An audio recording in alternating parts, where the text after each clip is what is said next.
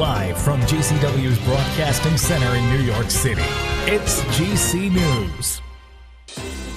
पूर्व चेयरमैन कुलदीप कटारिया के कार्यालय पर हरियाणा के पूर्व मंत्री भारतीय राष्ट्रीय कांग्रेस के ओबीसी विभाग के राष्ट्रीय चेयरमैन कैप्टन अजय सिंह यादव पहुंचे। कैप्टन अजय सिंह यादव के कार्यालय पर पहुंचने पर पूर्व चेयरमैन कुलदीप कटारिया एवं पार्टी के वरिष्ठ नेताओं द्वारा स्वागत किया गया। कार्यालय पर चाय के कार्यक्रम के साथ कई राजनीतिक मुद्दों पर चर्चा की गई। इस मौके पर पूर्व मंत्री कैप्टन अजय सिंह यादव ने कहा कि भाजपा सरकार से हर वर्ग दुखी है। प्रदेश में बेरोजगारी, भ्रष्टाचार तेजी से बढ़ रहा है। हर एक जनमानस इस सरकार से बहुत ज्यादा दुखी हो चुका है, इसलिए हरियाणा की जनता ने कांग्रेस की सरकार बनाने का मन बना लिया है। गुड़गांव की जनता मूलभूत सुविधाओं के लिए तरस रही है। न तो गुड़गांव में सरकारी अस्पताल का निर्माण हो रहा है, न यूनिवर्सिटी का कार्य चल रहा है। बस स्टैंड की हालत बहुत खराब है। इस अवसर पर कुलदीप कटारिया ने कहा, पूरे गुड़गांव शहर में गंदगी के ढेर लगे हुए हैं। लोगों के बीपीएल राशन कार्ड काट दिए गए। परिवार पहचान पत्र में बड़ी गलतियां कर दी गई हैं। लोगों को अनाम शराब, हाउस टैक्स भेजे जा रहे हैं। इस सरकार विभाग के नाम पर झूठ बोलकर सत्ता में आई थी। अब इस सरकार की पूरी तरह से पोल खुल चुकी है। पूर्व चेयरमैन कटारिया के कार्यालय पर कैप्टन अजय सिंह यादव का फूलमाला पहनाकर एवं पगड़ी पहनाकर स्वागत किया गया। इस मौके पर राहुल राव, ओबीसी कांग्रेस राष्ट्रीय महासचिव के साथ अन्य कार्यकर्ता मौजूद रहे।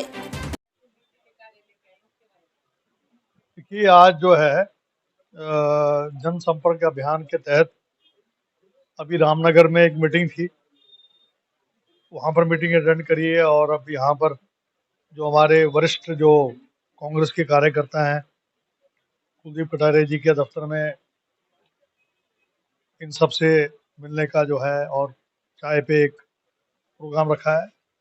मुद्दा एक ही है कि जो आने वाले चुनाव हैं हमारे लोकसभा के लिए, उसके लिए चर्चा करना बूथ लेवल पे, मंडल लेवल पे, यहाँ पर तो वार्ड वाइज जो है किसको अध्यक्ष बनाना है और किन किन लोगों को क्या जिम्मेवारियां देनी है, उनसे सलाह लेके, और जो भी ये अपने जो हमारे ऑब्जर्वर हैं अभी दोबारा आएंगे, उसमें जो गांव में मंडल लेवल, ब्लॉक लेवल तक और वर्किंग प्रेसिडेंट भी बनाने का पार्टी का उद्देश्य है। दूसरा, जो सरकार की नाकामी है, जैसे आप देखिए मेट्रो का एक भी नया पिलर नहीं खड़ा किया।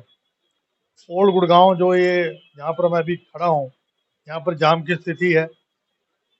यहाँ पर आप देखेंगे पानी की निकासी की दिक्कत है, सीवरेज की व्यवस्था खराब है। स्टेशन पे जाना चाहें तो एलिवेटेड आपका जो पुल नहीं बना रखा, ब्रिज नहीं बना रखा। बस स्टैंड टूट चुका है, उसको ठीक नहीं किया, आज तक उस पर तारबंदी कर रखी है।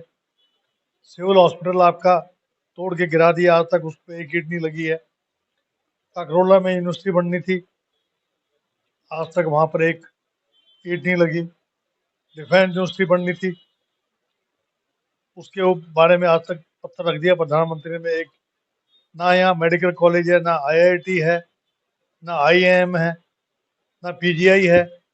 जो सबसे ज़्यादा अगर कोई पैसा देता है हरियाणा के खजाने में, वो गुड़गांव देता है। लेकिन बदले में हरियाणा के सबसे जो मिलेनियम सिटी है, उसकी दुर्दशा इतनी खराब है कि जो हमारा नया गुड़गांव है, वहाँ भी पानी की निकास की दिक्कत है। और जो 70 साल में हमने बढ़ाया है, उसको ये मेंटेन भी नहीं कर पा रहे हैं। जातीय जनगणना बहुत जरूरी है, दे दी है, छत्तीसगढ़ में भी दे दी है, बिहार में अभी हुआ है।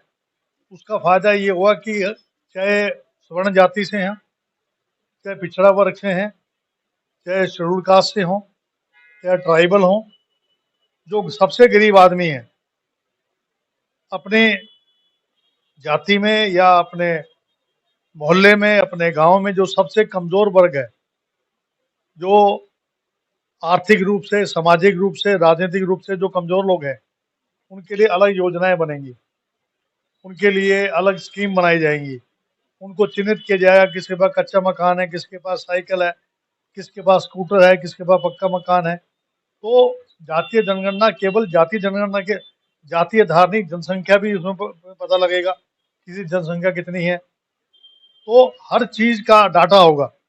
सुप्रीम कोर्ट अगर आप ईडब्ल्यूएस भी लागू करना चाहेंगे तो डाटा मांगता है। तो इसलिए जातीय जनगणना अगर हमारी सरकार आती है तो जातीय जनगणना भी कराएंगे। राज्य इसमें छत्तीसगढ़ में हमने ओपीएस जो पेंशन मिलती है हमारे कर्मचारियों को, राजस्थान में, छत्तीसगढ़ में, हिमाचल में और कर्नाटक में लागू कर दी है। और अब हरियाणा में भी जब हमारी सरकार बनेगी यहाँ पर हम लागू करेंगे। 500 रुपए का गैस का सिलेंडर देंगे।